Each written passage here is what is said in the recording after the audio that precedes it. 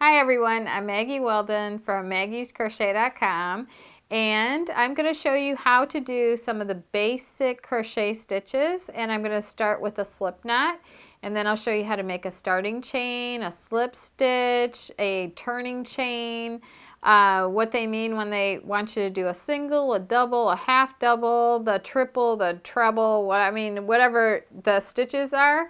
I want to show you from the very beginning all the way through to the end of your crochet lessons. I'm going to try to do all of them. So if you want to go ahead and comment, and anything that you need help with, just let me know. In the past I've done some of these videos, but they've been low definition, and now we're able to do them in high def, which makes a big difference. And I'm going to be using this heavy type of yarn here called macrame cord.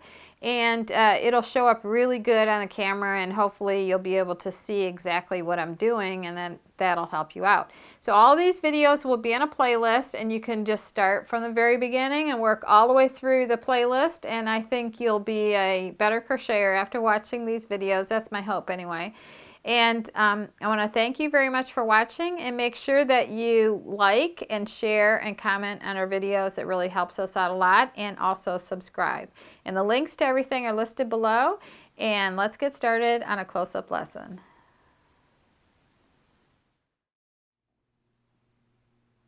So now I've went over hand position with you and the slip knot, and I've got my slip knot on my hook, and now I'm ready to show you how to do the chain stitch. So I recommend that you get really good at this. You want to be using a big crochet hook, and I'm using a 9mm M hook, and we have these available at maggiescrochet.com. And you also want a big yarn, and this is Premier's macrame yarn, which is amazing for practice, and it makes some great projects too. So you start like this. I have my hand in position, and I have another video showing you how to position your hand. So I have my baby finger here curling in on the yarn to create the tension, and then I have my pinchers here. I have my pointer out, and I'm going to pinch right here on the knot of the slip stitch. And then I'm going to have my hook in front of the yarn. This is my working space right here. And then I'm going to go like this. I keep my thumb on the thumb rest, and I move my wrist. I do not twirl my hook like that. So I go up like this, and each hand helps the other. So I'm kind of like leaning this hand forward to help wrap the yarn around the head of the hook. My hook is in front of the yarn, and I reach up like this, and this finger right here is kind of helping to wrap that. And then I'm turning the head of my hook down like this, and I'm pulling this loop through the loop, which is the slip knot, on my hook. And I'm going to bring it through like that. I have to turn the head of my hook down like that to get it to come through. And then I'm going to pull that new loop through the old loop like that. Now, I don't want to just leave that loop without doing anything to it. So what I'm going to do is to raise it up just a little bit to create enough space inside that loop to bring the next loop through that. So I also do that I'm pulling a little bit on the side. Like I create a little bit of tension here with my hand. I'm pulling out. So now I have my hook in front of the strand. I'm going to go into my working space like this, and I'm going to turn my wrist on the right side, and then I'm going to use this hand to help wrap, and then I'm going to turn the head of my hook down like this, and I'm going to bring it through this loop. I'm going to bring the new loop through like this, and go through here like that. And if you're having a problem with your loops being too tight, that's because you don't, when you bring them through, you need to give them a little bit of height here, and you need to maintain that height. So you need to maintain a big enough loop to bring the next new loop through it. Now my pinchers are down here, and the further I go with my chains, the more wobbly it's going to feel. So I like to very often just move them from here and move them up close to where my hook is. And then it's more stable when I'm working the following chains. So I'm going to go in here, turn my hook like this, turn the head of my hook down. It has to be straight down like this. And I'm going to bring that new loop through the loop that's on my hook. And then I bring it all the way out, and I'm giving it some height here. And then I could, if I wanted to, I could move my pinchers up after every single chain. And sometimes I also take this finger and I hold the loop like this while I'm moving my pinchers like this. So I'm going to go again, yarn over, and I'm almost not putting any tension on this yarn.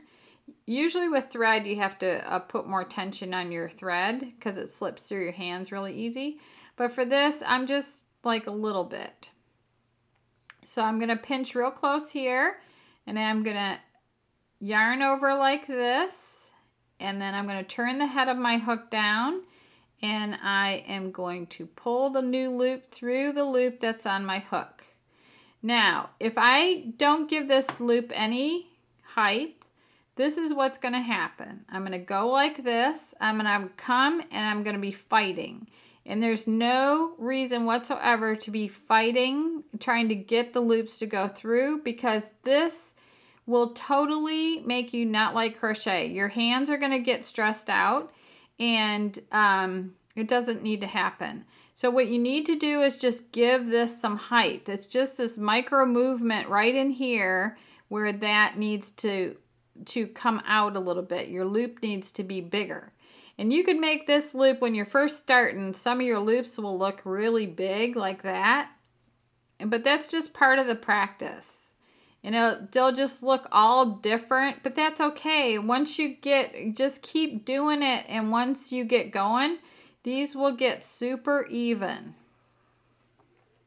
So just keep practicing this. And if you're left-handed, I really recommend that you learn right-handed, because I'm actually a left-hander, but I learned right-handed crochet, and my daughter is very left-handed, and I taught her how to do it right-handed, and she does really well at it. So this is how it looks when you just keep doing it. See, when I put my finger up here when I want to move this, my pinchers up. And I'm always keeping my pointer finger out. So this is the stage you want to get to right here with your chain. This is what you want it to look like. This is how it should flow. You should not be fighting to get those loops through. And it's all about, when I'm stretching my loop out a little bit, I'm maintaining some pressure. Like the only tension I feel is my hand pushing out like that. It's kind of like pushing out. I can feel it. I can feel it holding this out while I bring the new one through. But that's the only tension you should feel. You shouldn't be feeling this like fighting. So if you are fighting, it's just because you're not giving that a little bit of room in there. It needs a little bit of space. So this is what your chain will look like after you practice.